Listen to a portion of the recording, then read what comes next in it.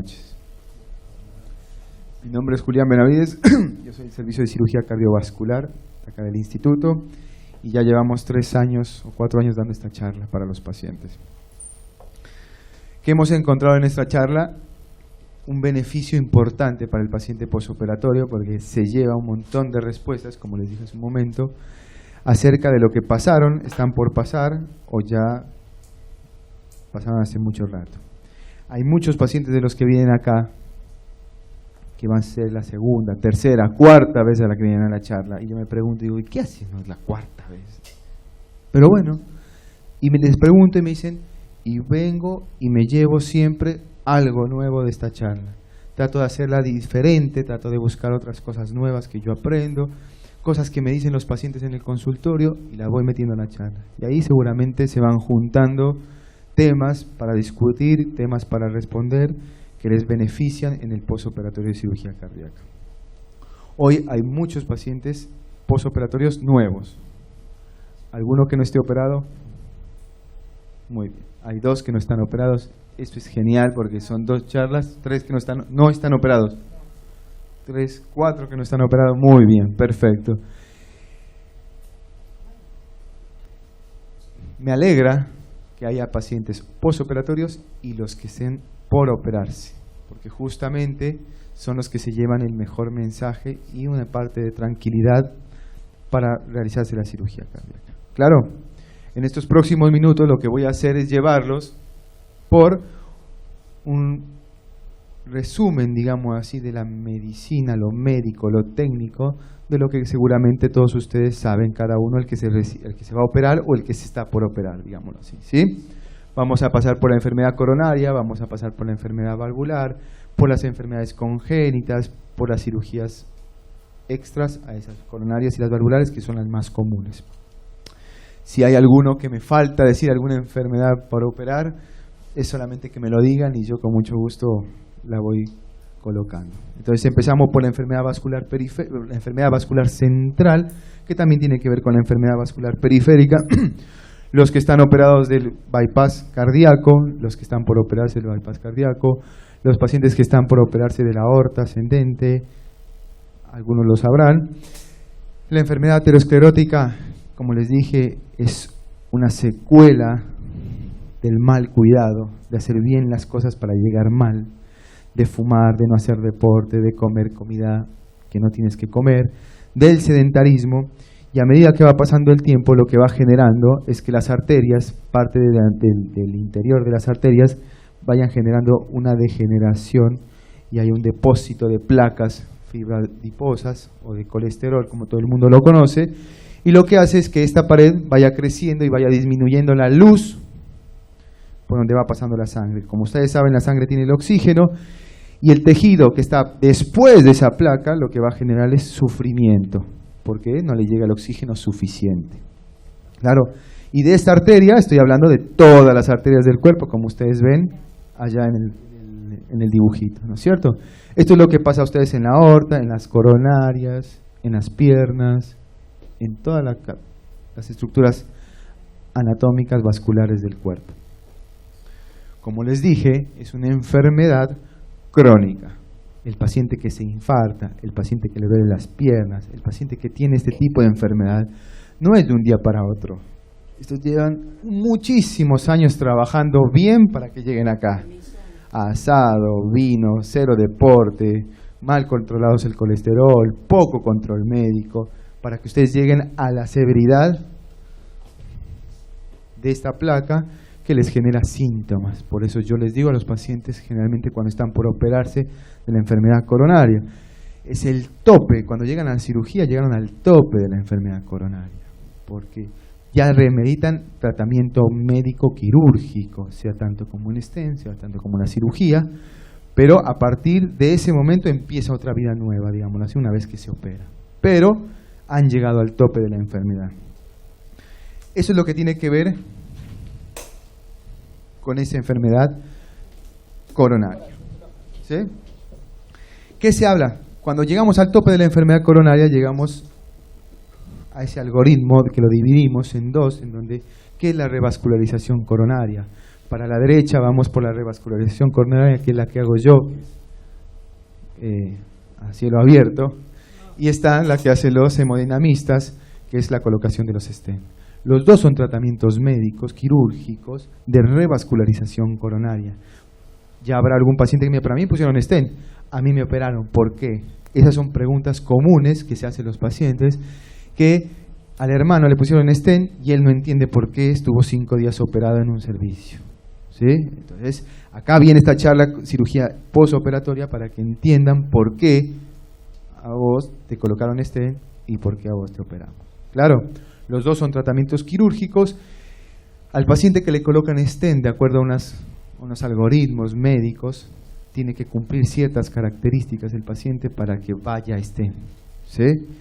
Si usted no cumple las características médicas de algoritmo, de escalas que se manejan en cardiología, no se debe colocar un stent, sino que se va para el grupo de los quirúrgicos.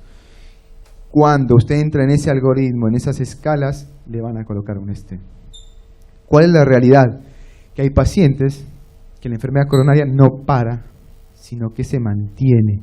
Lo puede tratar, lo puede manejar. Generalmente el paciente que ya tiene enfermedad coronaria y se puso un stent, es seguro que va a terminar poniéndose otro, y capaz se va a poner otro. ¿Sí? Capaz ese paciente que tiene stent va a terminar en cirugía. El que llega a cirugía directamente es porque está muy enferma en las arterias del corazón y no puede esperar a un stent, sino que directamente se va a cirugía. Generalmente los pacientes que ya van a cirugía ya no meritan más stent, porque ya tienen el tratamiento definitivo de la cirugía coronaria, que es la revascularización miocárdica. ¿Claro? ¿Quiénes se operaron de acá de las coronarias? Casi todos. Bueno, es la cirugía más común de la enfermedad coronaria. ¿Sí? Es la cirugía más común de la patología. Bypass. Es la cirugía más común de la enfermedad cardíaca. Es lo que más se opera en el instituto y lo que más se opera en el mundo. ¿Claro? Es común que se operen, no son únicos, ya se dieron cuenta. O sea, de la población que está sentada acá, más de la mitad se operaron de enfermedad coronaria. Pero cada paciente tiene su particularidad. No todos son iguales, a no todos se les hace lo mismo, no todos tuvieron las mismas complicaciones, no todos se complicaron, algunos la pasaron bien, algunos la pasaron mal. Lo que sí se les puede asegurar es que tanto el instituto como la evolución de la cirugía cardíaca les está entregando la cirugía más segura del mundo. No solamente porque trabajo acá, sino porque lo practicamos día a día acá y en el mundo. Es la cirugía más segura del mundo, hecha con estándares de calidad de la aviación, de la navegación aeroespacial, todo lo que se hace allá para que los aviones no se caigan, ni para que las naves espaciales vuelvan tranquilas, se implementa en la cirugía cardíaca. Por eso somos tan obsesivos, compulsivos, para que les vaya bien. ¿Por qué? Porque el paciente cardiovascular es muy frágil, es demasiado frágil. Vos puedes caminar, ser el dueño de casa, vos puedes hacer 50.000 cosas, vos puedes trabajar, puedes ser gerente de una fábrica y tener 10.000 trabajadores a tu cargo, pero si sos paciente cardiovascular sos muy frágil. Un pequeño detalle que se haga de más es mucho, y si se deja de hacer, por más pequeño que sea el detalle, es mucho para ese paciente, al punto de generarle complicaciones graves o hasta la muerte. Claro, por eso es el interés del instituto de todos los días mejorar para que no pase, porque cada vez los pacientes que nos llegan más complejos, porque cada vez el paciente llega más grande a la cirugía cardiovascular. Cada vez nos estamos encontrando con los topes de la edad, 90, 85, 90 años, y hoy en la enfermedad coronaria estamos viendo el otro tope. Personas de 40, de 35 años operándose de enfermedad coronaria. Así que es una patología nueva, es una patología vieja, pero es una patología nueva para gente joven. ¿Qué otras preguntas nacen en la enfermedad coronaria? Si todos se operaron acá en el ICBA, seguramente les hicieron un bypass con dobles arterias, doble mamaria. Hay algunos que le hemos hecho con vena. No es sacrilegio de pensar que alguien le hizo con vena y los otros dos con arteria. Uno dice, pero a mí me hicieron con arteria y vena, que pagué menos. No. Todo tiene una indicación. Nosotros hacemos una cirugía con 2 arterias sin parar el corazón. Eso es lo que nosotros le damos el beneficio al paciente que se opere en el IGBA. Pero no es descabellado, usamos en situaciones distintas, en pacientes con otras indicaciones utilizamos la vena, que son los conductos que nosotros retiramos para poder hacer sus bypass. ¿Sí? Esa diapositiva lo que les está mostrando es cómo hacemos los bypass, de dónde los sacamos y por qué los hacemos. ¿Sí? Anatómicamente, esos son los tipos de bypass, no se voy a entrar en explicaciones más claras. Lo que hacemos con los bypass, como ven ahí, es saltear la obstrucción. Salteamos la obstrucción, no le cambiamos las arterias, no se las dejamos nuevas, no se las limpiamos. Esta obstrucción sigue, esta obstrucción es casi el 100%, por eso se opera. Nosotros ponemos un bypass sobre arterias enfermas. Así que a partir de la cirugía se tienen que cuidar como si vuelvan a nacer, porque la enfermedad no se cura, se lleva. Lo que estamos salteando es una obstrucción del 100%, salteamos el puente. De ahí para allá el puente está hecho en una arteria que tiene su edad, con enfermedad que tiene su edad, que no tiene una obstrucción del 70%. Entonces, todo lo que no hicieron bien durante 60, 70 años, ahora es el momento de empezarlo a hacerlo bien. Si no, se están sometiendo a un riesgo, que es la cirugía cardíaca, para generar una progresión de esa enfermedad. Entonces, vamos a hacer lo contrario. Si fumaba, no hay que fumar. Si comía grasas y vivía entre la grasa, hay que dejarla. Si no hacía deporte y su vida era solamente trabajo y estrés, bueno, hay que empezar a hacer actividad física y dejar el estrés. Son todos los factores de riesgo, algunos modificables, otros no, que se tienen que modificar completamente, más el tratamiento médico, para que esa enfermedad coronaria que usted ya tiene no progrese más de lo que venía progresando. Y que todo lo que usted está haciendo para cuidarse es para cuidar tanto su corazón como para cuidar estos bypass y estas arterias que están enfermas, pero no tanto como para otro bypass. ¿Cuánta cirugía se puede hacer después de un bypass? Yo les puedo decir que 1, 2, pero son un exceso. Son cada vez menos o nulos los pacientes a los cuales le hacemos una reoperación después de haberse hecho un bypass. ¿Sí? Generalmente porque el impacto de un infarto después de haberse hecho una cirugía molesta mucho al paciente y lo golpea mucho al paciente al punto de que su enfermedad se maneja como tratamiento médico y no quirúrgico. Entonces, una vez se operan, se tienen que cuidar. Esa es la razón. ¿Claro? Tanto para el bypass, como para las válvulas, como para el resto de las enfermedades cardiovasculares. ¿Claro? ¿Alguna pregunta de la enfermedad coronaria? Yo leí que se pueden tapar los bypass. ¿Por qué es real? Sí, los bypass se pueden tapar. Los bypass se pueden tapar técnicamente por varias cosas, digámoslo así. Una es la competencia de flujo, significa que la sangre va por donde va naturalmente, por la arteria, por esta, ¿sí? Por la arteria por donde va. Si esa obstrucción no es lo suficiente importante y yo a esa arteria le pongo un bypass, ese bypass se tapa, porque la sangre va a seguir yendo por donde tiene que ir. Que eso es lo que menos nos pasa en cirugía cardiovascular. ¿Por qué? Porque con la angiografía, que es lo que le hacemos el cateterismo, sabemos bien cuánto es el porcentaje de obstrucción, cuando es moderada, cuando es severa, etc. Y después, si ustedes no se cuidan, puede crecer placa, puede degenerarse su arteria, donde está hecho el bypass, y generar una placa y tapar ese bypass. Esa es otra de las situaciones. ¿Sí? Por eso es el extremo cuidado después de operarse. ¿Cuándo pasa? es difícil que pase en 6 meses, en un año. Generalmente pasa mucho más de 2, 3 años, donde la enfermedad, generalmente el paciente tiene un factor hereditario que aumenta el proceso de las placas, no se cuida, sigue fumando, no hace actividad física, sigue comiendo. Bueno, ese tipo de pacientes, que los hay, sufren esas complicaciones que son que se puede volver a tapar un bypass. ¿Claro? Muy bien. Después vamos por la parte... Los diabéticos. Sí, los diabéticos son un factor de riesgo independiente de que puede degenerarse. El diabético, el que tiene factores de herencia para enfermedad cardiovascular, tienen un puntito más para que su enfermedad se degenere. Tienen que tener un control óptimo de la glucosa. Es lo mismo tener un buen control óptimo de la glucosa que tomar atorvastatina, que tomar la aspirina. Eso los iguala a los pacientes estándar, digámoslo así, pero con control de glucosa óptimo. Después lo vamos a hablar. ¿Claro? Bueno, después vamos a hablar de las válvulas. ¿Quién se operó de las válvulas acá? Bien.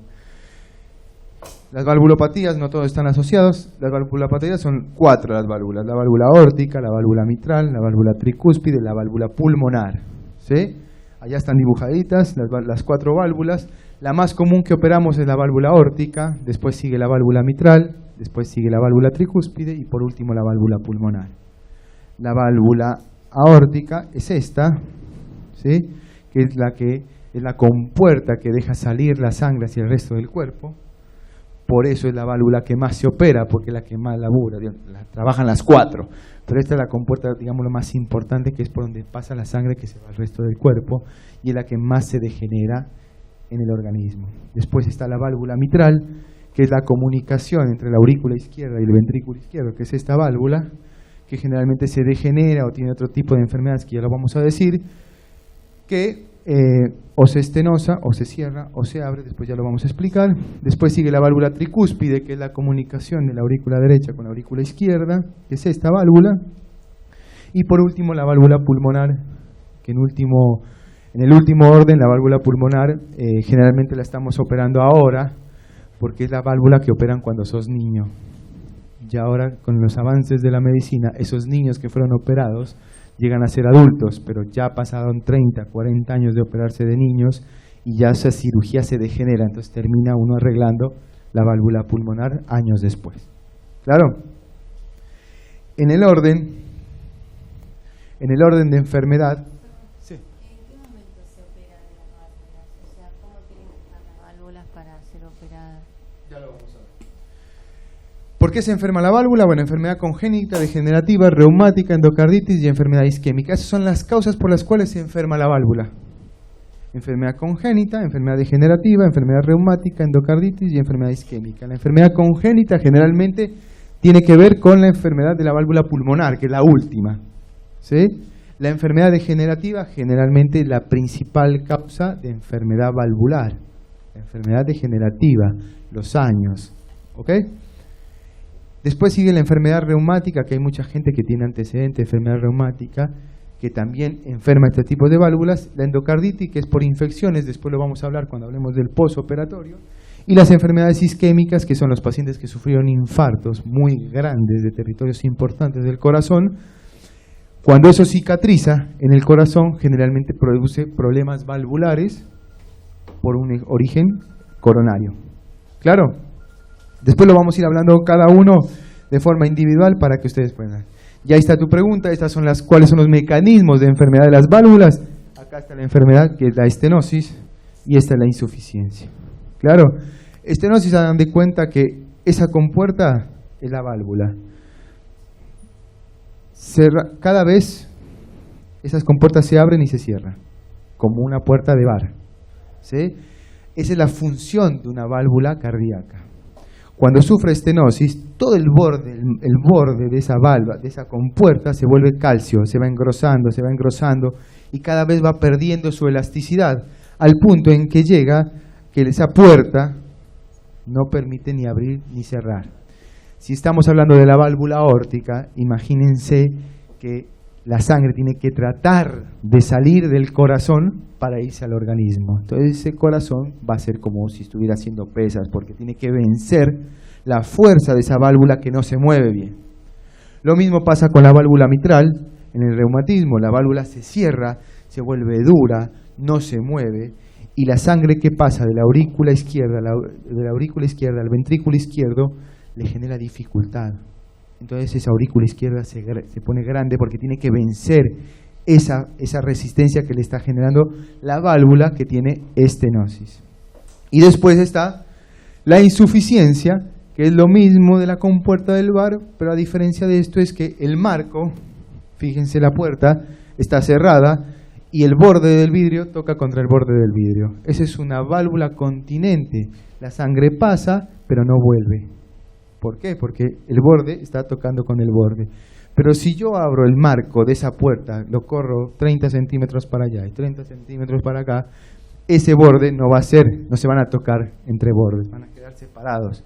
Y eso es lo que genera la insuficiencia valvular, que la sangre pasa, pero cuando se va, vuelve, porque la compuerta está separada. Esa es la insuficiencia y lo que les expliqué en la estenosis. Esas son las dos manifestaciones por las cuales se operan las válvulas, ¿sí? Cuando el paciente tiene estenosis, cada vez se va volviendo más sintomático. O sea, cualquiera de las dos enfermedades, tanto estenosis como insuficiencia, independiente de cuál sea la válvula que esté enferma, el corazón se empieza a adaptar. Todos los días tiene una adaptación a ese reflujo o a esa estenosis que está generando la válvula. No es una situación que estalla de inmediato. Pasan meses, pasan años para que el corazón sea como un motor que saca la mano.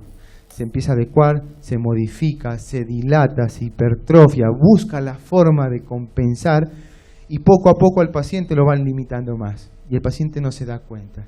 Salvo los pacientes que son muy activos son los que se dan más cuenta, pero el paciente que es que no hace una actividad física, que está en su casa, que solamente hace las labores de casa, que no trabaja capaz, no se da cuenta. Salvo cuando ya llega al final de esa adecuación del corazón y que usted ya lo siente, entonces le va a faltar el aire, le duele el pecho o le llama la atención que antes iba a comprar el pan y ahora no va a comprar más el pan. Hasta hace un mes le echaba la culpa de que era porque no tenía plata, pero realmente ahora tiene plata, pero tampoco va a comprar el pan y no dice por qué, pero porque cada vez que va a las 2 cuadritas a comprar el pan le falta el aire. Entonces antes caminaba 2 cuadras y media y compraba el pan y volvía y no había ningún problema. Hoy va 1 cuadra, para 1 cuadra, sigue otra cuadra. Después a los 2 meses ya no es 1 cuadra, después es solamente salir a la calle y ya se siente fatigado. Esas limitaciones como cambiarse de ropa, de hacerlo independientemente y solo a necesidad de hacerlo por lapsos, eso también genera preocupación en el paciente y es donde consulta. Justamente en ese momento cuando el paciente consulta, generalmente es cuando ya la valvulopatía se ha degenerado bastante. ¿Sí? Otros pacientes saben que tienen una enfermedad en la válvula, con seguimiento cardiológico, la van tratando, la van mejorando, pero generalmente cuando la enfermedad es degenerativa, no se cura, son enfermedades que no se curan. En la evolución van avanzando, lo que era leve va a pasar a ser moderado, lo que era moderado va a pasar a ser severo. No se lleven esa idea de que el leve un día va a seguir siendo leve hasta el resto de su vida, ni el moderado va a volverse leve, no.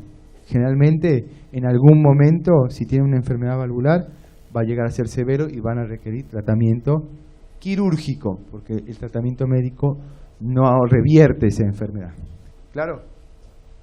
Perdón. Sí. A mí me dijeron que en general las válvulas, o sea, la insuficiencia no es tanto habitual, que hay mucha gente que las válvulas no les cierran bien. ¿Es así? Hay gente que no le cierra la válvula de forma leve. Yo puedo tener una válvula que tiene una pérdida leve y puede seguir siendo leve el resto de mi vida.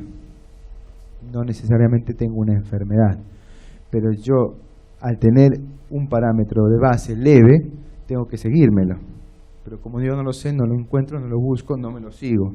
Pero hay mucha gente que tiene insuficiencia aórtica leve y no está enferma, que tiene insuficiencia mitral leve y no está enferma, y insuficiencia tricuspidea leve y no está enferma.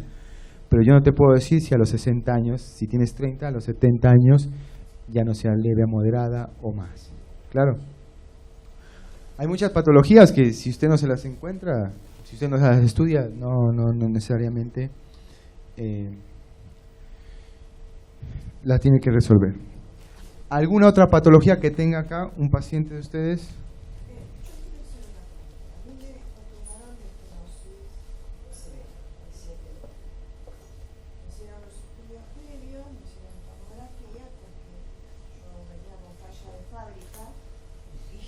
Una válvula muy chiquita, la mía. Me operaron y ahora tengo pérdidas de sangre, porque la válvula no se ajustó, o no pudieron, o no sé qué pasó. Entonces, ¿y ahora?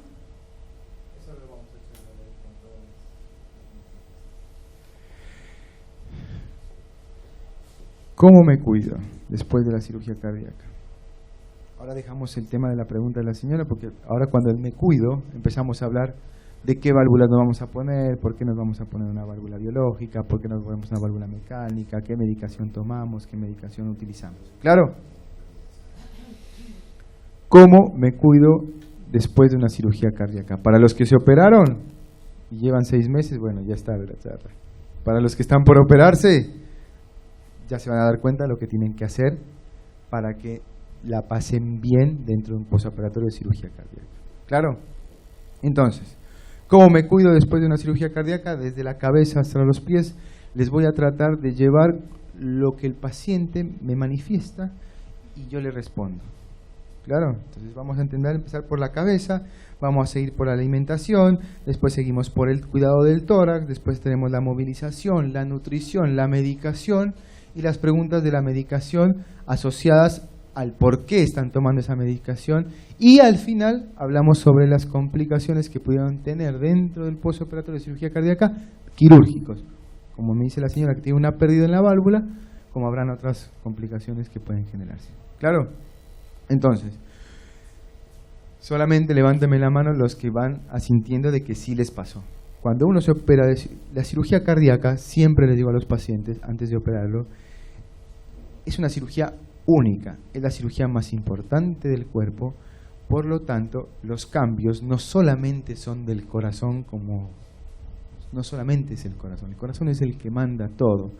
Cuando te operas del corazón se rehabilita todo el cuerpo, se rehabilita el cerebro, se rehabilita el tracto digestivo, el respiratorio, el motor, el urinario, todos los sistemas del cuerpo se ven golpeados después de una cirugía cardíaca. ¿Sí? Así que dentro de la rehabilitación cardiovascular tenemos que hablar de todo, desde la cabeza hasta los pies. Y no hablamos de solamente el corazón.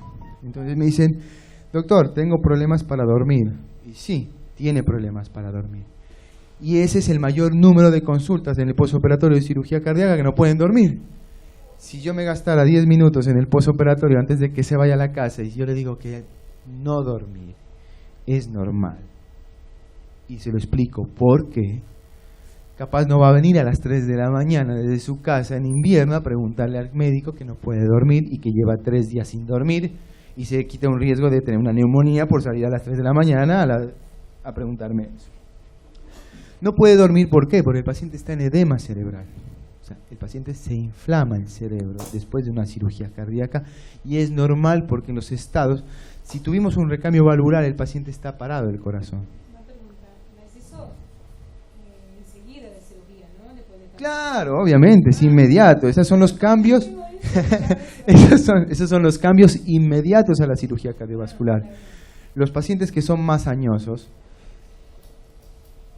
al vivir un encierro, un quirófano, una habitación con poca luz, al no saber, no tienes tu reloj, al no saber qué es noche, qué es día, qué es tarde, también te trastorna el sueño. Y si tienes una internación de 5 días parece poco, pero para un paciente añoso es mucho. Y para el paciente joven a veces también es mucho 5 días, porque nunca estuvieron 5 días internados, 10, 15 días internados. Entonces, tener trastornos del sueño es normal. ¿Necesita tratamiento? Yo siempre les recomiendo, primero entiendan que es normal. Si ustedes después de que entienden de que es normal no poder dormir, capaz, les aseguro, van a ser menos quisquillosos al no poder dormir. Yo les digo que todas las cosas que ustedes sienten en el posoperatorio de cirugía cardíaca, todos los días tienen que ir mejorando. Hoy duermes mal, hoy duermes un poquito menos, un poquito más, un poquito más, un poquito más, y todos los días vas a ver una diferencia.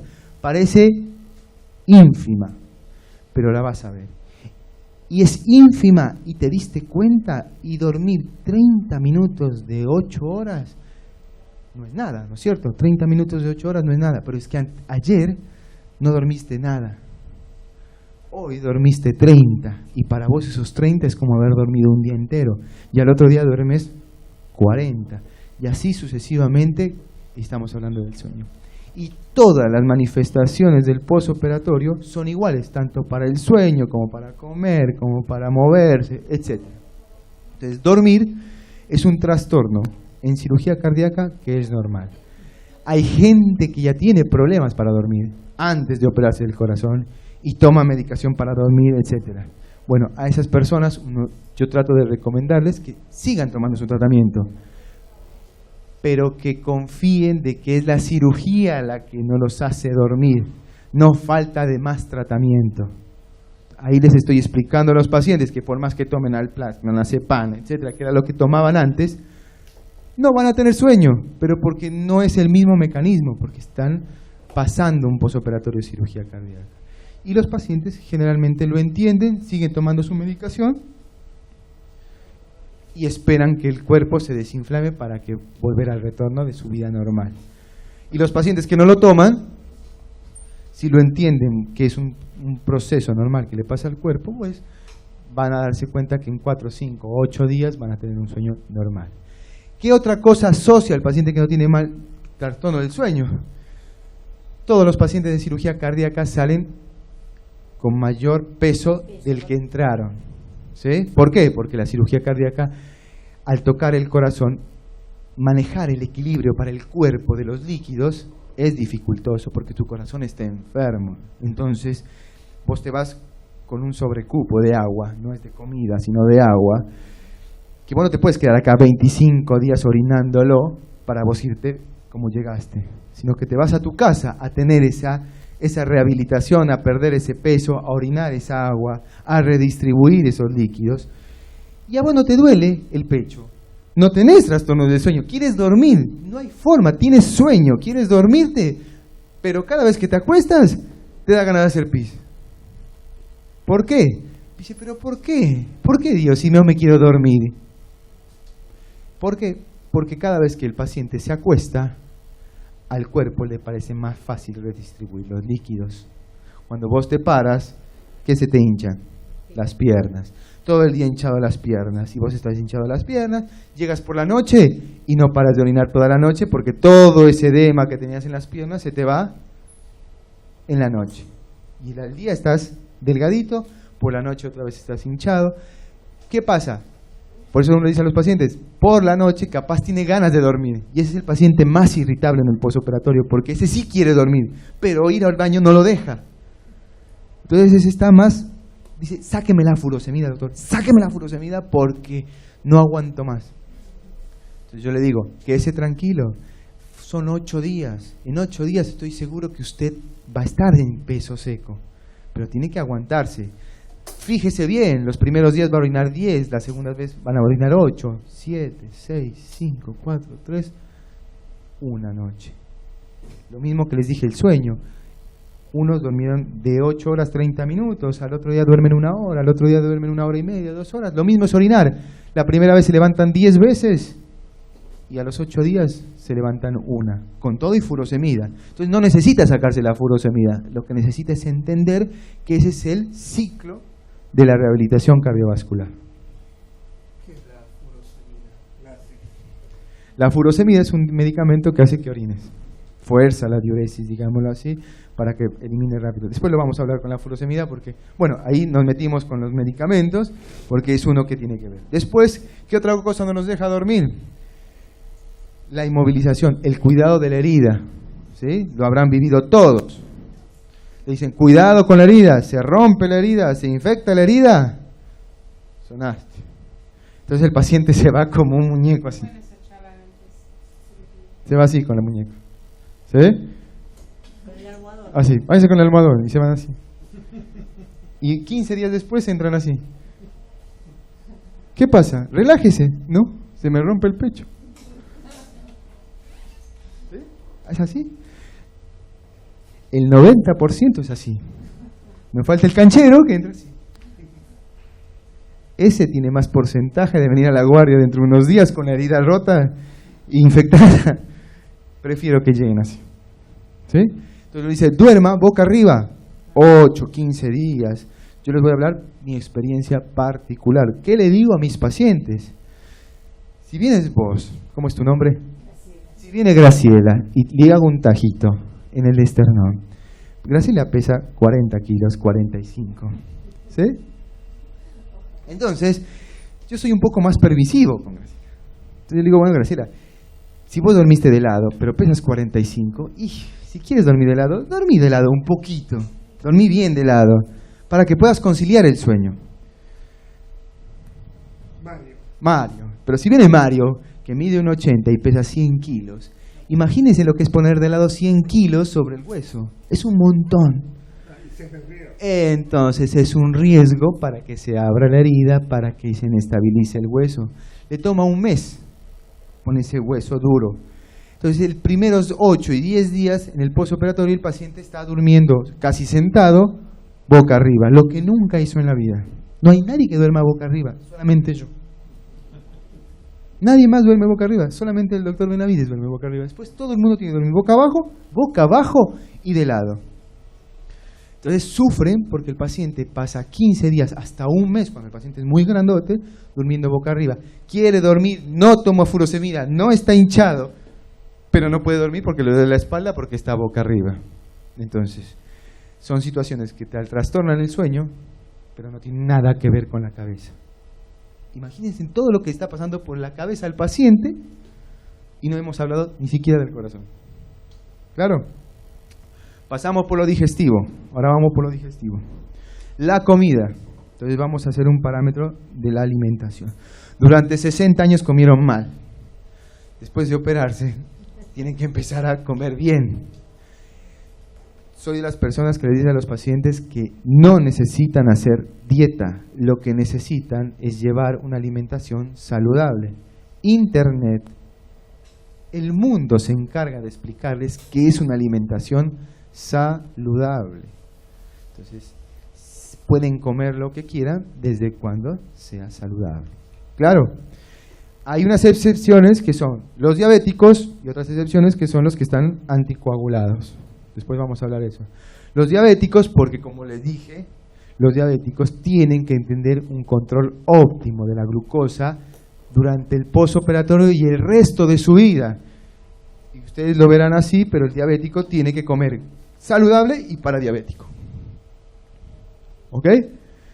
Y adaptarse. Cuando usted les digo dieta, eso amerita un régimen, pero cuando yo les digo comida saludable, modifíquenla, hagan lo que tengan que hacer, visiten a quien tengan que visitar, pero hagan una alimentación saludable a los diabéticos. Y los anticoagulados, levanten la mano, ¿quién está anticoagulado?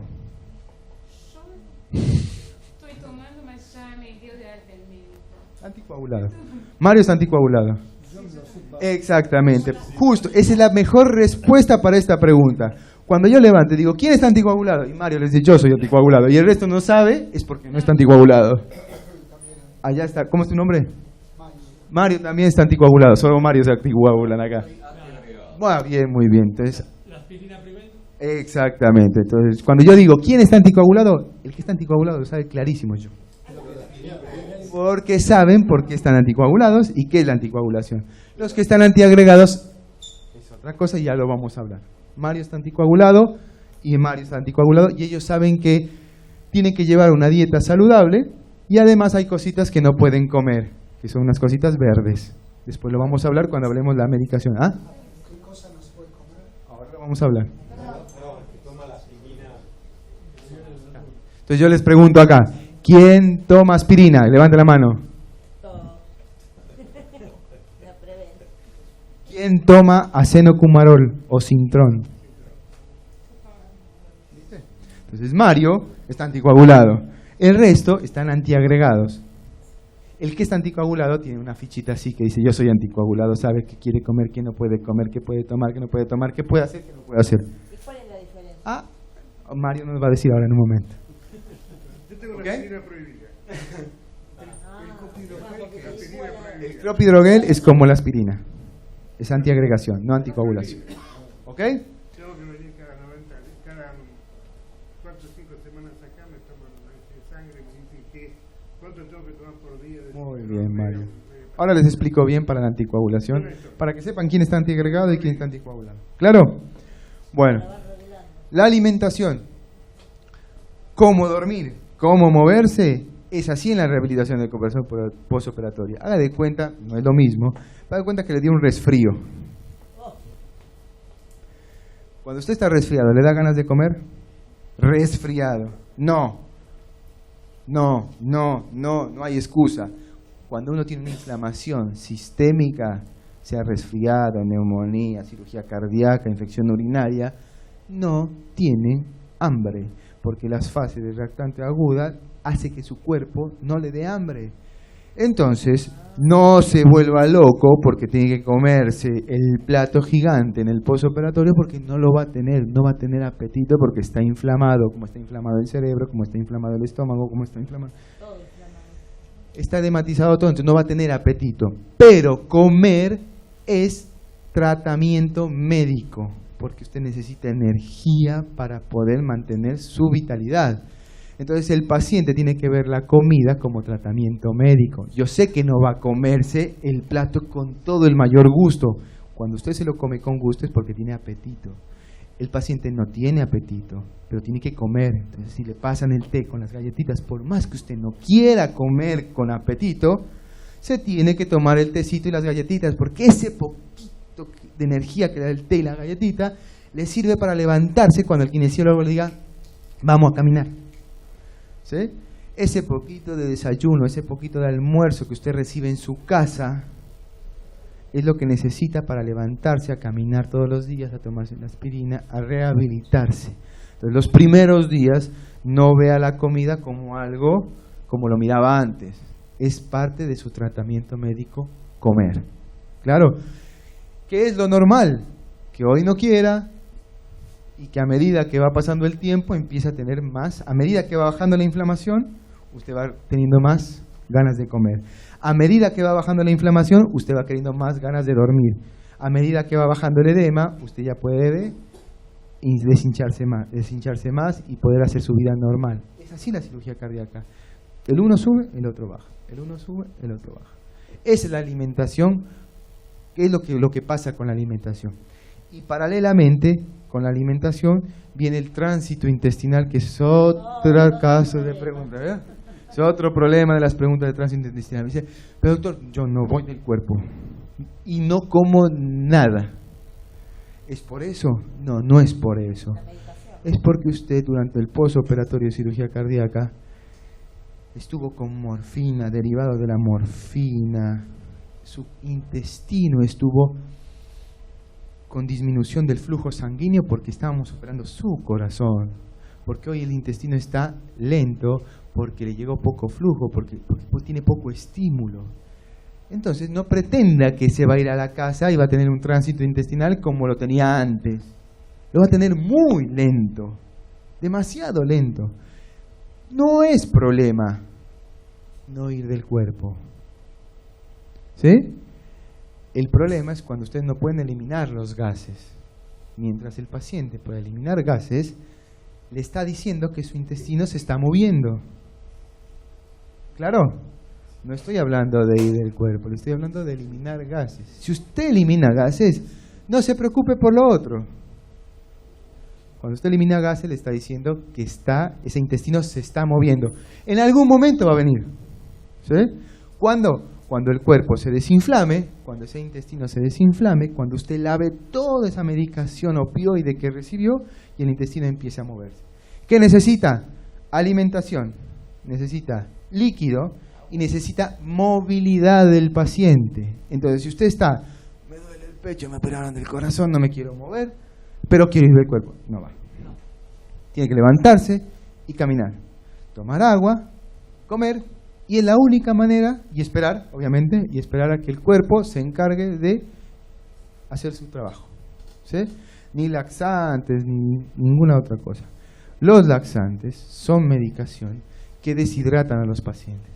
El laxante está para el paciente sano, digámoslo así. El paciente en el postoperatorio de cirugía cardíaca es un riesgo, porque lo que yo estoy haciendo con el laxante es traer agua al intestino para que se mueva ese intestino. Si yo traigo agua, traigo electrolitos. Si usted está tomando furosemida, está perdiendo electrolitos. Yo le pongo un laxante, estoy sacando electrolitos. Entonces, lo que usted tenía un potasio de 4,5, hoy, capaz con el laxante, más la furosemida, más la poca movilización, el potasio le va a ir 3, en 3,5, y usted puede empezar a tener arritmias.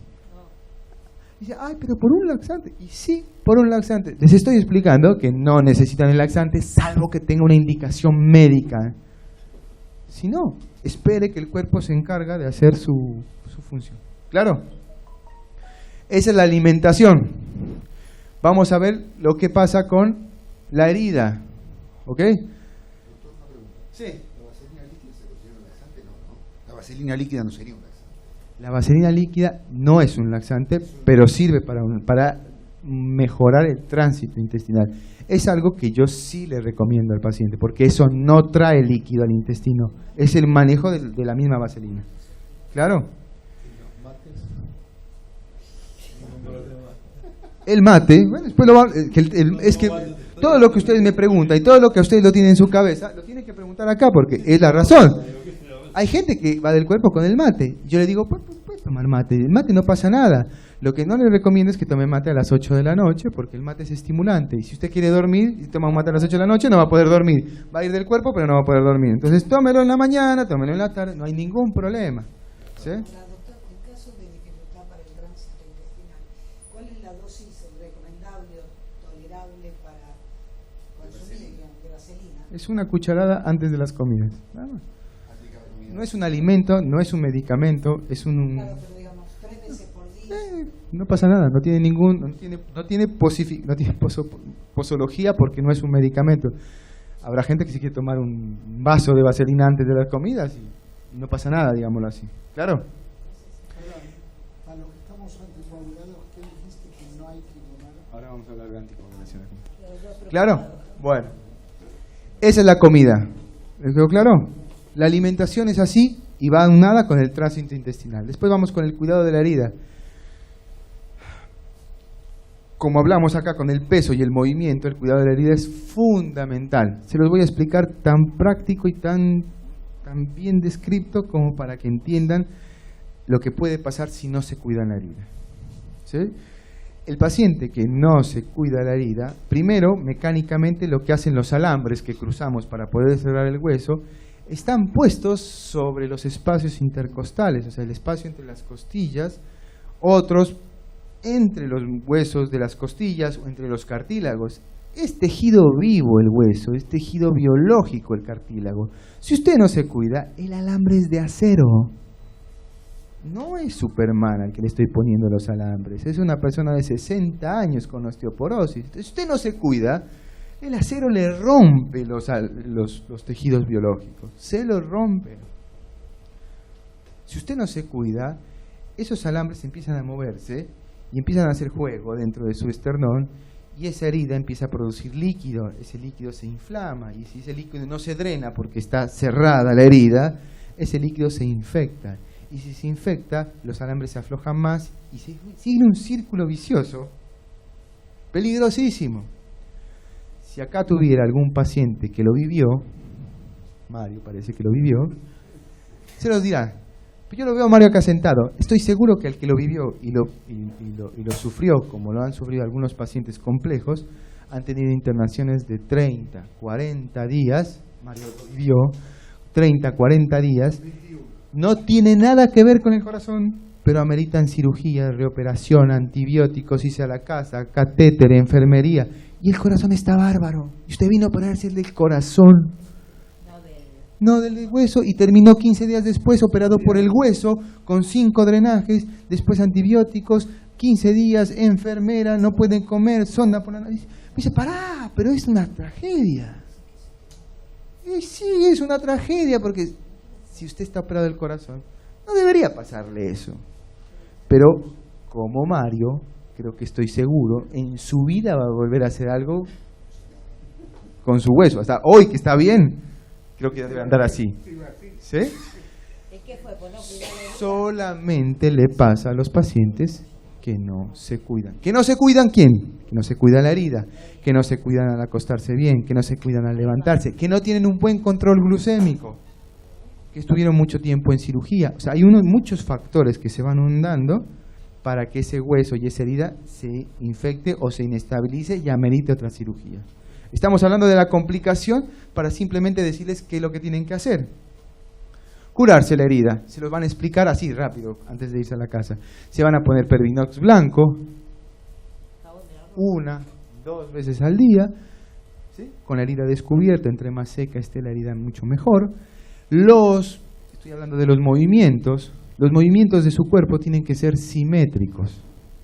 Simétricos. Simétrico significa que para levantarse tiene que estar de frente a algo, a la mesa, a su acompañante, a la persona que lo ayuda, con los brazos cruzados. A todos les dieron el almohadoncito.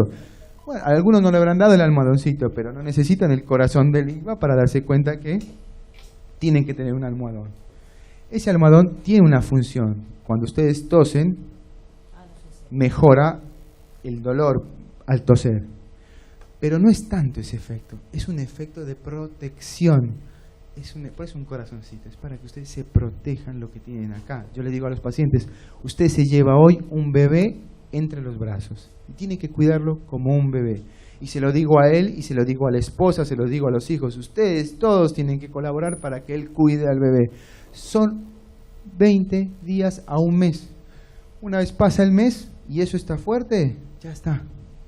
Podemos liberarnos, nos descontracturamos y la pasamos bien. Lo que no quiero es volverlo a ver dentro de 10 días internado con un problema en el hueso. Entonces, la herida, curarse. Los movimientos simétricos. Si va a agarrar el vaso de agua, evite hacer esto. Agárralo de frente y tómeselo. ¿Se puede bañar? Báñese. Muévase la cabeza. Eso le sirve para mover la cabeza. Hágalo, pero trate de hacerlo simétrico, con las dos manos. Todo simétrico. Cosa de que la tensión sea sobre la línea media y no abierto. ¿Claro? Dormir. Dijimos que boca arriba. Si es muy grande, muy gordito, hágalo por un mes. Si es muy delgadito, espere 15, 20 días y después se puede girar. El que duerme boca abajo, le digo que no va a volver a dormir boca abajo. Por lo menos dentro de 6 meses. ¿Claro? Porque esa posición es bastante incómoda para dormir. ¿Ok? Respecto al baño, que aconsejan no mojarse la herida, no hay manera que no se moje.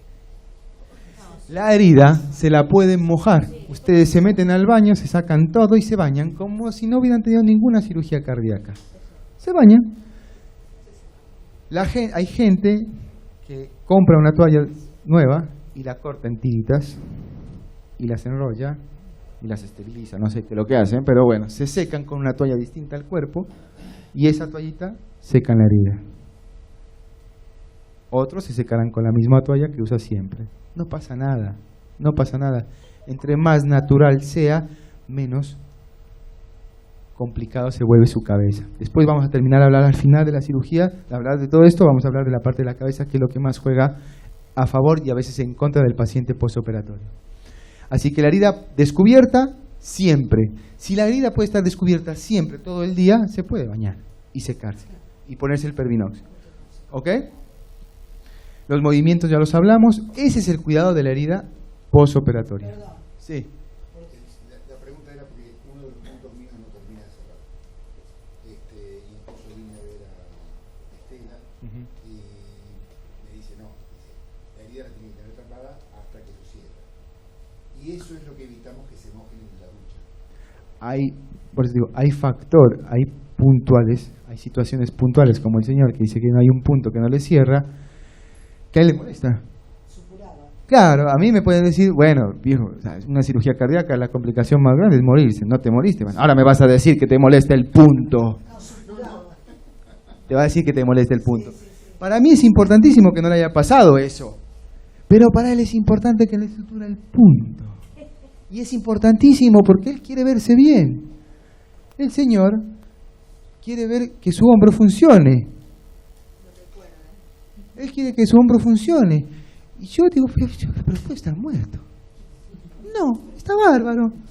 Está vivo, pero le molesta su hombro. ¿Me entendés? Entonces, son importantes todas las situaciones, pero son casos particulares. Y esos casos particulares hay que manejarlos de forma particular.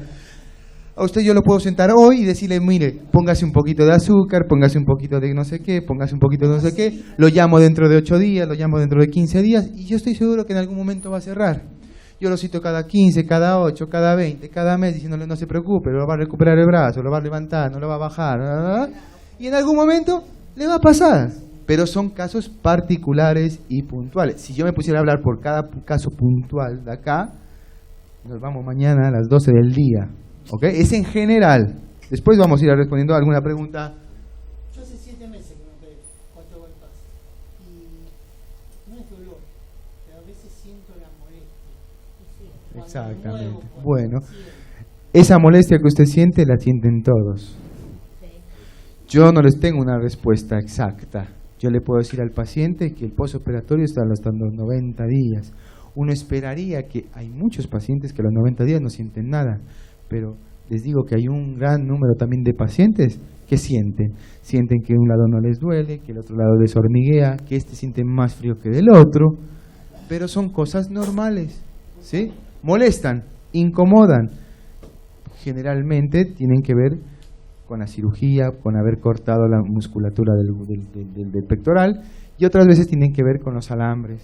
¿Sí? Tienen que ver con los alambres, y son situaciones puntuales en donde cuando molestan los alambres y tu vida se ve afectada por ese dolor que te generan los alambres, y uno como médico y cirujano se da cuenta que es ese caso puntual del paciente que le molestan los alambres, después de los 3 meses uno puede retirar los alambres.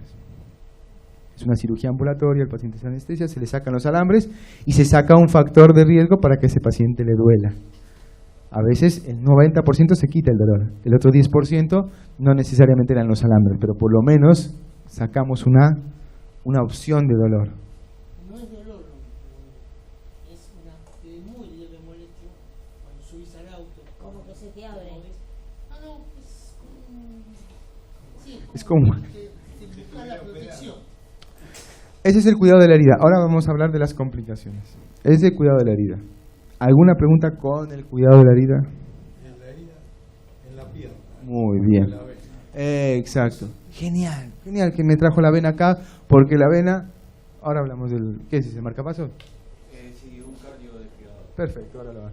La vena, ¿quién tiene vena? ¿A quién le sacaron vena y le hicieron un bypass con vena? Uno. Perfecto. Los que no se operaron, capaz se llevan un bypass con vena, así que escuchen bien. ¿Cuál es la diferencia entre vena y arteria? La arteria la sacamos de acá, usted no tiene ningún tajo. Por el mismo tajo se sacan las dos arterias. La vena, usted tiene una incisión acá. Lo sacaron de acá y de acá. Claro, exactamente. La incisión de la vena, para sacar el bypass para la vena, justamente hacemos la doble mamaria porque también tiene un beneficio estético y funcional el no sacar la vena. ¿Sí? La vena viene acompañada de un nervio, que es el nervio safeno, por eso se llama la vena se llama safena. ¿Sí? Y las complicaciones de la safena son, uno, que es tan fino el nervio que se va la vena con el nervio cuando uno la extrae. Y eso genera dolor. Y es un dolor incómodo que no se calma con ningún analgésico porque es el nervio el que está afectado. ¿Sí? Después está la herida de la pierna que se abre, que tiene que ver con la hinchazón de la pierna. Entonces dices, pero se pudo haber muerto en la cirugía cardíaca. ¿Por qué viene a molestar por la vena? Es tan incómodo la vena, al punto que he escuchado pacientes que digo, ¿para qué me operé el corazón si yo no puedo volverme a meter en una pileta porque tengo esta herida que no me cierra? Entonces es importantísimo el aporte del paciente que tiene una safenectomía porque genera mucho trastorno en la vida, el resto de su vida. Entonces, al paciente que se le saca la vena, obviamente tiene una parte del drenaje venoso de la pierna que le falta. ¿Sí? Y como los pacientes posoperatorios de cirugía cardíaca están hinchados, y en el día a dónde se va el edema, a las piernas, por eso uno le dice, el paciente con safenectomía tiene que estar vendado durante mínimo un mes en el posoperatorio, mínimo un mes hasta que la cicatriz esté totalmente sellada, porque el edema, la hinchazón de la pierna, hace que la sutura se tense, y si se tensa, se abre, y si se abre, se vuelve una herida abierta, infectada en algunas ocasiones y de difícil cicatrización. Entonces son pacientes que pasan mucho tiempo haciéndose curación y esperando que cierre. Si es un paciente que no es diabético, que no es obeso, que no tiene insuficiencia venosa, generalmente la cicatrización es rápida, pero cicatrización rápida es un mes y medio. Hay gente que tiene problemas de diabetes, obesidad, insuficiencia venosa, varices, úlceras, donde se le abre esa herida y yo no le puedo decir el tiempo que se va a demorar en cerrarla. Pueden ser 3, 6, 9 meses, capaz no le cierra. Por eso es tan importante el cuidado de la vena. El tema es, bueno, gracias a Dios no tengo tanto problema, pero acá arriba me molesta. ¿Tengo que usar la venda siempre? Porque a mí me dijeron que cuando estoy en casa que no la use. Sí, exacto. Una vez que se cierra la cicatriz, no es necesaria la venda, pero en el verano usted va a tener las piernas hinchadas y esa pierna es la que más le va a molestar. No, pero yo hace 23 días más o menos. No, tiene que seguir vendado. ¿Hasta cuándo? Ah, pero todos los días. Todos los días, en el día, en la noche la puede sacar. O sea, para dormir no se la tiene que sacar. Para caminar y andar en tiene que estar en venda. ¿Ok? Esas son las heridas. Después vienen las últimas dos partes, que es la movilización, que es caminar. En el postoperatorio le dicen que los primeros 8 días tiene que ser dentro de casa, sí. Y después de los 8 días, cuando vas al control donde el médico, donde el cirujano te habilita a que salgas a la calle. No pueden seguir siendo así porque ustedes están inmunosuprimidos, están con las defensas bajas. Los primeros 8 días es importante que vayan dentro de casa para que ganen reflejos. El que se va y el que ya lo vivió se va a dar cuenta que la cabeza es el mismo Mario de siempre, pero la carrocería no lo acompaña. Usted quiere moverse, pero el cuerpo no lo acompaña. Entonces usted necesita acompañamiento y necesita ir retomando esa movilidad dentro de casa esos 8 primeros días, cosa de que cuando pasen los 8 días usted ya se sienta con la libertad y con la tranquilidad de salir a la calle a caminar. Caminar hace parte del tratamiento médico, así como se ha de comer, desde el primer día postoperatorio hasta el último día de su vida.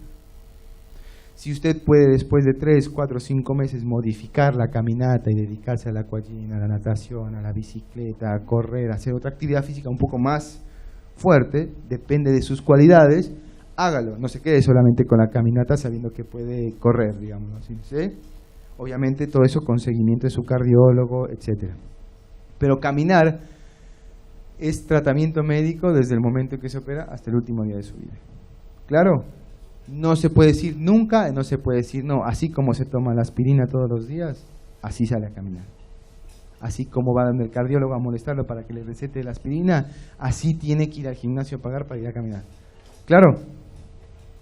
La movilización, después de los primeros 8 días, puede salir a la calle siempre acompañada, caminar, no en los climas muy pesados. ¿Por qué? Porque está anémica, porque está con falta de movilización, porque tiene pocos reflejos, porque está tomando diuréticos, y si usted se va a caminar a 40 grados centígrados, seguramente se va a marear o capaz se va a desmayar. Entonces tiene que buscar los climas óptimos para poder caminar fuera de la calle. ¿Cuánto tiempo? Por tiempo, no por kilómetros, ni por cuadras, ni por nada. 30 minutos mínimo los primeros 15 días. Después, cuando su cirujano le vaya a hacer el control, le va a decir cuánto más lo puede hacer, pero los primeros 15 días son 30 minutos. Seguramente a Mario el primer día postoperatorio 30 minutos era de ahí hasta la puerta. Si llegaba. Después de 6 meses, 30 minutos para Mario si se alojan y volver, qué sé yo. Pero es por tiempo, ¿claro? Eso es solamente movilización. La rehabilitación en escaleras no se le recomienda porque el esfuerzo en escaleras es bastante absurdo, es mucho el esfuerzo cuando uno se sube y baja por escaleras. Y el corazón no necesita eso. El corazón necesita irse adaptando en el plano horizontal. Sí, primero una pregunta. Mi esposa, antes de la operación, válvula mitral, tomaba aspirina y 7 días antes le dijeron que la cortara.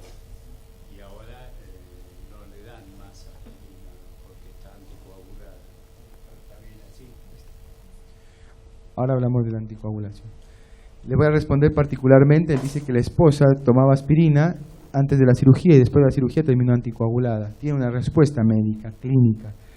Ella tomaba aspirina por una enfermedad de la mitral, se operó y está anticoagulada. Puede ser por dos razones. Una, porque tuvo una arritmia en el postoperatorio, que se llama fibrilación auricular, que amerita estar anticoagulada. Generalmente esos pacientes, si borra la fibrilación, solamente toman de 3 a 4 meses la anticoagulación, después la dejan de tomar y siguen con aspirina, porque aspirina y anticoagulación es mucha medicación con mucho riesgo de sangrada. Entonces, capaz en el caso de su esposa, en 3 o 4 meses le suspenden la anticoagulación y vuelve a la aspirina.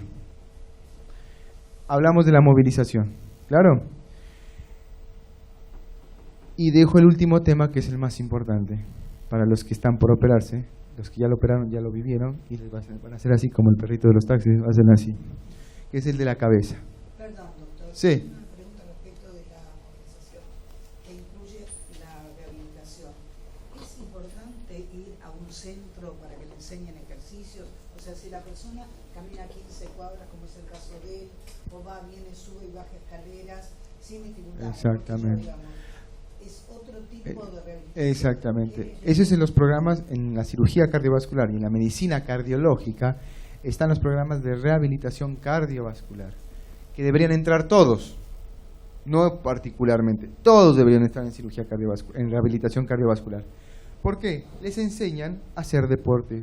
Generalmente todos los que estamos acá, que se operan acá, no hicieron deporte en su vida, o hicieron muy poco, o hicieron nada, digamos, deporte, ¿sí? La mayoría, hay algunos casos que hay gente que hace atletismo de 100 kilómetros y también se opera del corazón por situaciones, pero el 98% no eran deportistas. Entonces lo que les enseña la rehabilitación cardiovascular es saber cómo entrenar para que rehabiliten su corazón, para que sepan cómo rehabilitarlo, cuál es el objetivo del ejercicio en el paciente posoperatorio, cuándo son los límites, cuándo es lo poco, cuándo es lo mucho. Se demoran 3, 4, 5 meses en adaptarse dependiendo de la edad del paciente. El paciente más joven deserta más rápido, digámoslo así, va 1 mes, 2 meses, aprende un poquito y se va, ¿sí? El paciente mayor, no, encuentra amigos, se vuelve el club y ya tiene 5 amigos para charlar, para hacer deporte, para divertirse, para tomarse un café y se quedan ahí. Y es lo mejor que les puede pasar, porque la rehabilitación cardiovascular, aparte de que les exige hacer una buena actividad física, los exige para que hagan la adecuada actividad física. Porque hay un paciente que dice, yo quiero caminar media hora, y lleva caminando 6 años las mismas 6 cuadras, no sirve de nada. El corazón tiene que esforzarse para que entienda de que, digamos así en términos generales, está operado. Claro, o sea que todos tienen que hacer rehabilitación cardiovascular, independiente de la edad. Acá en el cardiovascular hay un centro de rehabilitación cardiovascular que es el Club Ciudad, donde les enseñan todo.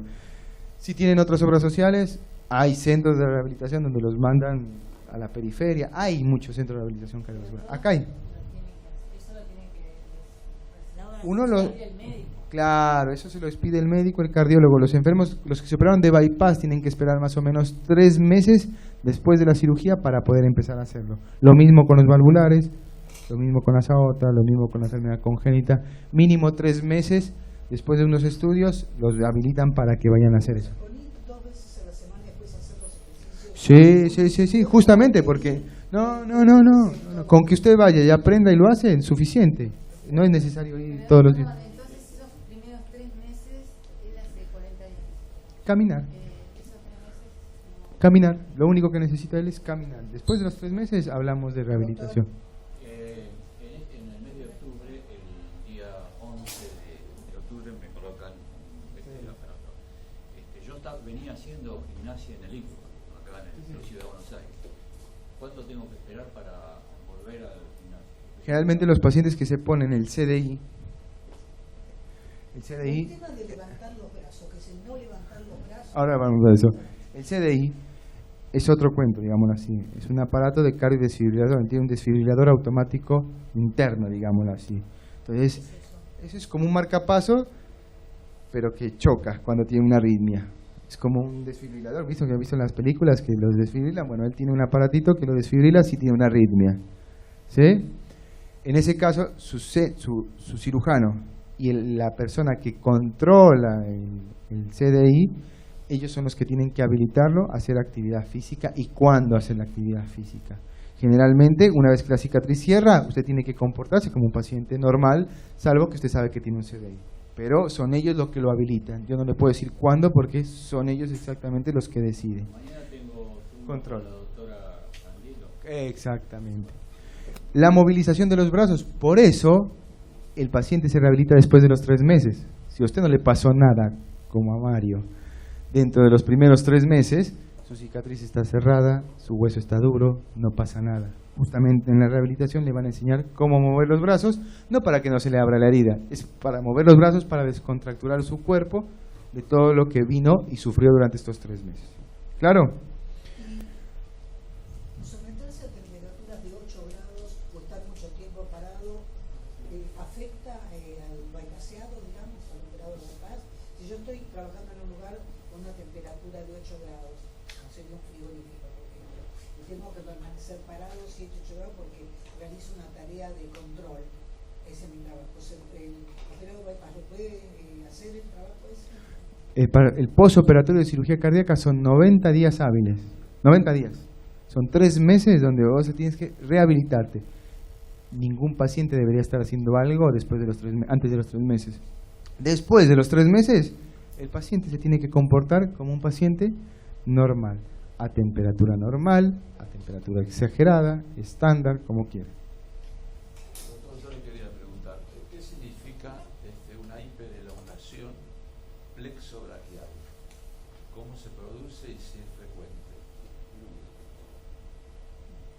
La hiperelongación del plexo braquial es el nombre, hiperelongación del plexo braquial. Que usted haya tenido una hiperelongación del plexo braquial en el posoperatorio de cirugía cardíaca, yo le podría decir que es casi imposible, porque justamente en ningún momento el paciente sufre ni siquiera la mínima porque justamente lo que hacemos es cuidar el hueso, ¿sí? Hiperelongación del plexo braquial es un movimiento. ¿Cuántas horas dura la operación, doctor? 4 horas. Así. Los brazos así. No, los brazos abiertos, nada de eso. Usted en ningún momento ni de su instancia en la cirugía, ni en su instancia postoperatoria, ni en su estancia en casa, estuvo en una situación de hiperelongación del plexo cervical. O sea, en ningún momento, hasta hoy, usted no hace con tranquilidad esto. O sea, hiperelongación. El neurólogo. Sí. La hiperelongación del plexo nervioso, si usted hubiera estado así, sí. Esta era una posición quirúrgica antigua. Hay un cuento. Sí, es una exactamente.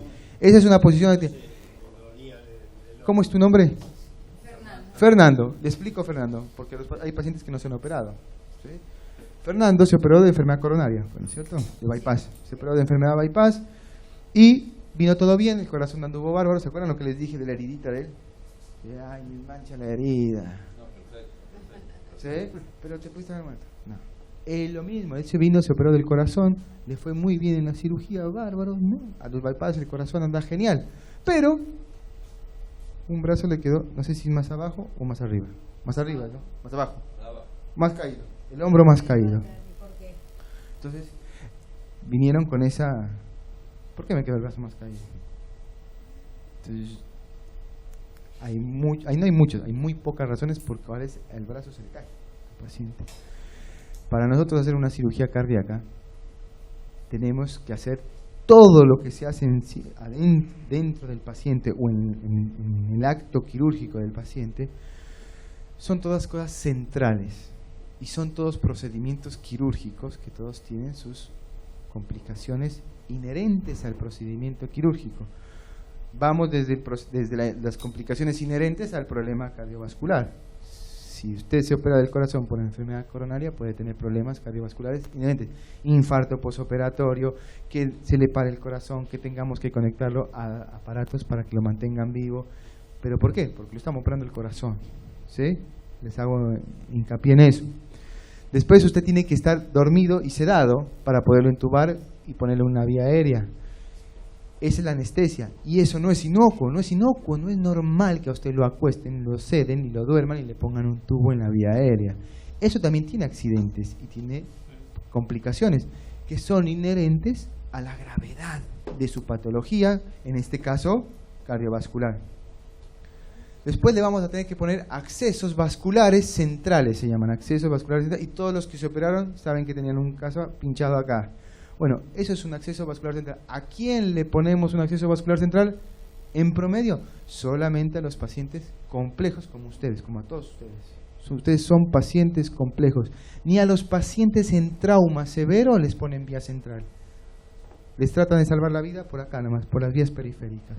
A un paciente que se opera de cirugía cardíaca, todos los catéteres tienen que ir directamente al corazón.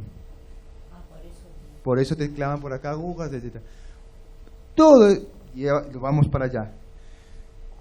Pero a mí nunca me pusieron una sonda. Y bueno, ahora le tengo que poner una sonda. Pero yo tengo problemas de la orina. Y no importa, yo tengo que controlar cuánta orina.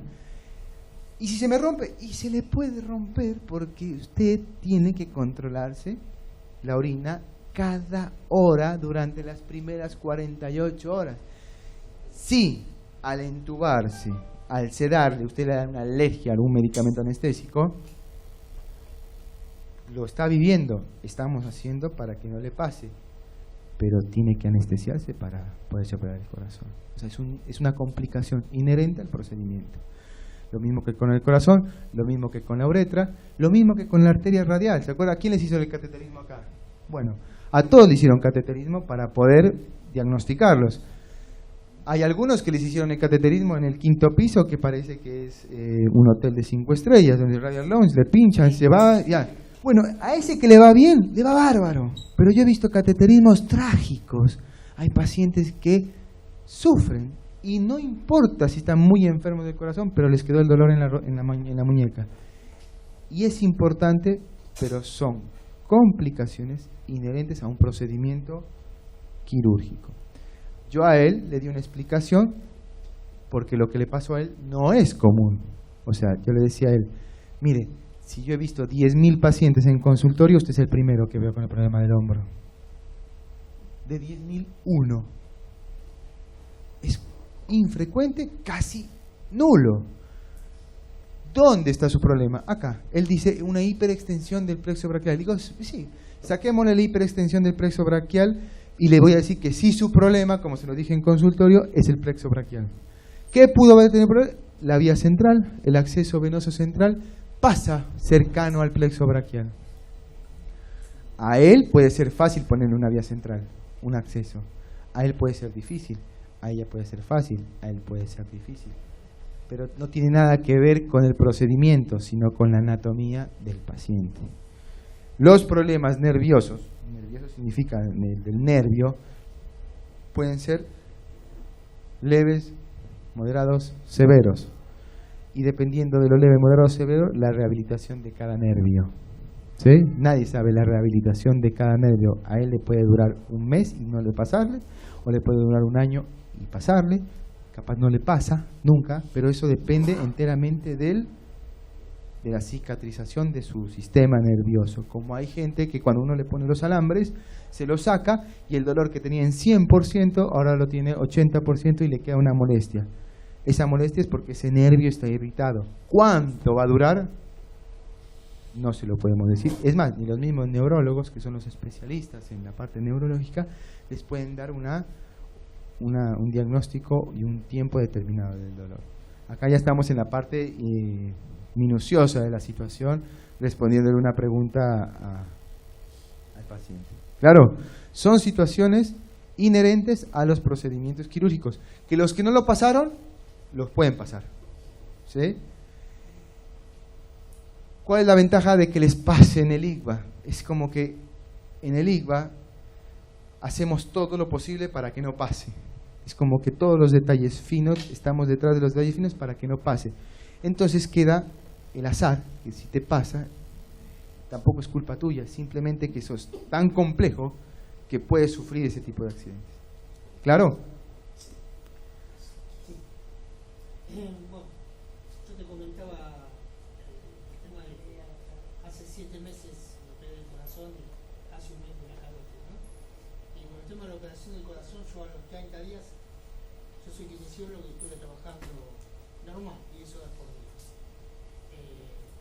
De todo lo que hablaste, yo me imaginaba que era así, pero no lo hice. No me cuidé, no comí, tiré todo. Eso por un tema. La segunda pregunta es una cosa que vos hablabas recién, el tema de la intubación. Con la intubación te queda irritada la tráquea. A mí me lo hicieron 2 veces, una con la y con la coronatoria la segunda. ¿Cuánto lleva ese tiempo? Y lo mismo, todos los tejidos, es la pequeña claro, tosecita que todos los tejidos depende de su cuerpo, depende de la cicatriz, claro, depende de la circulación del cuerpo. Hay gente que se opera y no siente nada, el otro día ya no tiene nada, hay otra gente que le queda. Todas son situaciones, a veces yo los pongo en esa balanza al paciente, la de su herida, siempre los trato de transportar a que vean el equilibrio, ¿sí? Que traten de ver el equilibrio de su patología. Son situaciones que pueden tener una respuesta, pero que definitivamente tienen que ver con la rehabilitación de su cuerpo, con su biología. A mí me operaron de las coronarias, con la derivación de las mamarias. Obviamente, porque las maltraté a las coronarias.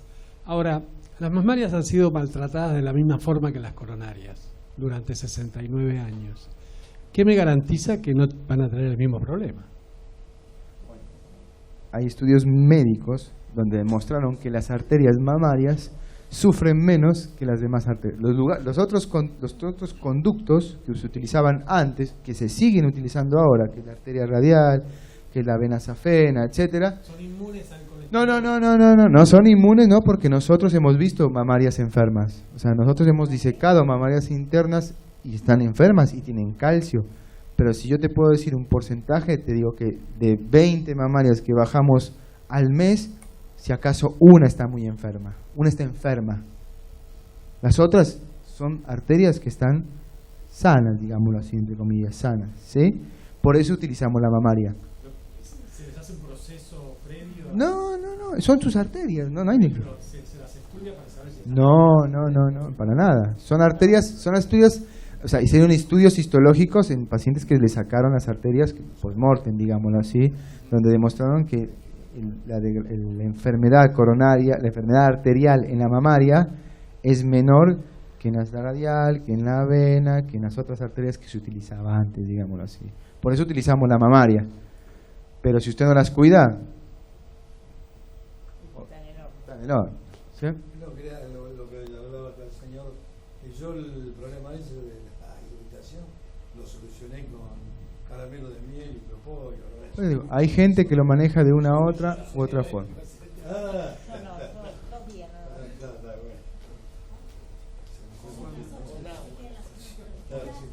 Cuando hablas de las arterias mamarias en los diabéticos, ¿genera algún aumento de dificultad? No hay ninguna dificultad, técnicamente es lo mismo, salvo que los pacientes diabéticos tienen las arterias más finitas, no son pacientes que tienen las arterias muy grandes, digamos, son pacientes arterias finitas. Y con esto cerramos la última parte, y creo que es una de las partes más importantes, que es la parte cognitiva. Se lo hablo a vos, se lo hablo a los pacientes jóvenes como a los pacientes mayores. Los trastornos cognitivos, digámoslo así, o psicológicos en la cirugía postoperatoria cardíaca son difíciles de manejar si no los conoces, empezando por el cuidado. Si vos te vas en el postoperatorio, ¿cuántos días de operación? 4 meses, 40 días. Bueno, 45 días. ¿Quién tiene menos de 45 días de operado? Menos de 45 días de operado. Bien. 20. Perfectamente. ¿Qué pasa? El paciente que salvo el paciente que tiene mucho control y sabe que va a terminar en una cirugía, ya hizo el duelo de toda su enfermedad y va a saber que termina en una cirugía. Pero la mayoría de los pacientes no saben que están tan enfermos y no saben que van a terminar en cirugía, y de pronto se van a hacer un chequeo, entran un jueves a hacer un chequeo, el jueves el chequeo le sale mal, el jueves se internan, el viernes vengo yo vestido de cirujano y digo, se opera el lunes. Y toda esa enfermedad, parece una tontería, pero dice, pero yo, si yo estaba bien, no, se tiene que operar el lunes porque si no se muere. Pero yo me veo... Y no hay forma de decir, disculpe, yo no quiero. ¿Se opera o no va más? Y eso es como que se le muere un familiar a usted. Usted tiene que hacer el duelo de esa enfermedad. Y lo peor es que el duelo lo tiene que terminar ya operado. No es que espere, termino el duelo y después me opero. No está ni en la negación y ya está operado. Entonces imagínese la cuesta que le viene después en el posoperatorio, porque usted era un tipo joven, jovial, trabajador, que tenía proyectos, que los hijos que están creciendo, que la universidad, y de pronto le dicen el lunes se opera porque si no se muere. Imagínense el impacto que le genera. Entonces eso genera ansiedad y depresión. Las dos, juntitas, van por el mismo camino, ansiedad y depresión. Antes de operarse, depresión porque dices, ¿qué mal hice para operarme? ¿Y qué mal hiciste? Comiste grasa, fumaste, no hiciste deporte, la pasaste mal, estuviste de joda todos los días. Y bueno, no te curaste la glucosa, no te curaste... Bueno, ahí está. ¿Sí? Bueno, pero ella es un caso particular porque ella no hizo nada de eso, porque ella tenía una enfermedad congénita. ¿Ok? Entonces, pasas esa situación y te choca. Entonces, ¿qué pasa? Te operas. Vas al posoperatorio y vos te tratan como un bebé, ¿o no? Te trata como un bebé. Estás en bola, te llevan para acá, te van para acá, te hacen parar con los drenajes, te hacen con los drenajes. No sos nada, vos sos el gerente de la empresa a cargo de 10.000 personas, pero hoy no sos nada, sos una persona indefensa que hay alguien que te maneja para allá y para acá. Te da de comer, te da de comer. Ansiedad, depresión, ansiedad, depresión, ansiedad, depresión. Llega el momento de irse a la casa con 50.000 cosas arriba diciéndote que te abraces, que no te sientes, que te paren, que te ayuden, que tienes que comer, que no tienes que comer, que tomas de todas 17 pastillas, la una es por la mañana, la otra es por la tarde, la otra es por la noche, que si tienes constipación que vayas a la guardia. Imaginen, todo eso es lo que tiene que pasar un paciente posoperatorio. Todo eso que pasa en su cabeza. Si yo te lo cuento antes de que te vayas, te vas a reír en tu casa, porque vas a decir, este me lo dijo. Pero si no te lo dicen, vas a empezar a sufrir todos los días. Primero porque entre ellos dos se van a empezar a pelear. Él por no hacer bien las cosas, porque se comporta como un niño, y ella como la mamá, que no sos la mamá, retando al niño. Y he visto casos de parejas que se han divorciado en el posoperatorio de cirugía cardíaca por una pelea, porque no entiende que él está operado y es un niño, y ella no entiende que está operado y es un niño. Y que el niño tiene que comportarse como niño y aprender a hacerle caso a mamá, y mamá tiene que comportarse como mamá, no retando tanto al niño. Y dice, pero, ¿y sí? Estás violando la persona. Él tiene 60 años, 50 años de hacer las vidas solo. Solito, se levanta, se baña y se cambia. Pasa a que lo levanten, lo bañen y lo cambien. Entonces ya no es su esposa, es casi su mamá. Y parece una tontería, pero se cambia el giro. El cerebro no alcanza a entender que hoy la esposa con la cual tiene hijos y es una familia, hoy es su mamá que le limpia la cola, que lo lleva, que lo baña y que lo asea. Y ese es un impacto acá que genera mucho problema si no lo sabes. Entonces yo a mis pacientes voy y les gasto 20 minutos de mi tiempo y les cuento más que cuidarse el hueso, que se cuiden de esto. Que sepan llevar en el posoperatorio de cirugía cardíaca, que pueden estar llorando un día y pueden estar felices en el otro, que a las 2 horas van a estar irritables, porque es así el posoperatorio. Entonces hay que saberlo llevar con la mayor tranquilidad posible. El más joven se siente más golpeado, porque es el que está más jovial, digámoslo así. El que está más viejo está menos golpeado, porque capaz ya a su edad ya se siente, ya lo ayudan a hacer cosas. Acá lo más es un apoyito, ¿va? Pero el paciente joven pasa a ser un bebé. Entonces, ese impacto es importante, y generalmente la charla, esa parte de la charla tiene que estar acompañada con mamá, él, el paciente, su pareja, sus hijos, y al final El paciente que se opera del corazón, sea lo cual sea, válvula, corazón cardíaco, bypass, CDI, lo que tenga que operarse, el resto del cuidado de su vida tiene que ser en familia. Y ese es el mensaje final. El paciente coronario, valvular, cardíaco, tumoral del corazón se tiene que cuidar en familia. Si los familiares fuman, chao familiares que fuman. Si come ensalada, todos comen ensalada. Si se hace deporte, todos hacen deporte. Mario no puede cambiar su estilo de vida si Mercedes, que es su esposa, come 5 hamburguesas con papas fritas y Mario lechuga como conejo. Todos tienen que comer lo mismo. Él no puede dejar de fumar si Mercedes se fuma 2 atados de cigarrillo. Él no puede hacer actividad física si él sale a caminar y Mercedes se queda viendo televisión. Es todo el equipo, toda la familia, los hijos tienen que cambiar a su estilo de vida saludable. Debería ser lógico si yo veo a mi papá que le clavaron 5 bypass por no hacer bien las cosas, y si te tengo 20 años, hoy dejo de comer mal, dejo de fumar, dejo de hacer las cosas que llevan a eso. Hay casos particulares que hicieron todo bien en su vida y terminan operados del corazón también. ¿Sí? Hay gente como ellas que hicieron su vida normal, pero terminaron enfermas y terminaron operados del corazón. Hay gente que corre 100 kilómetros y termina operado del corazón. Esos son casos particulares. ¿Claro? Eso es todo por hoy.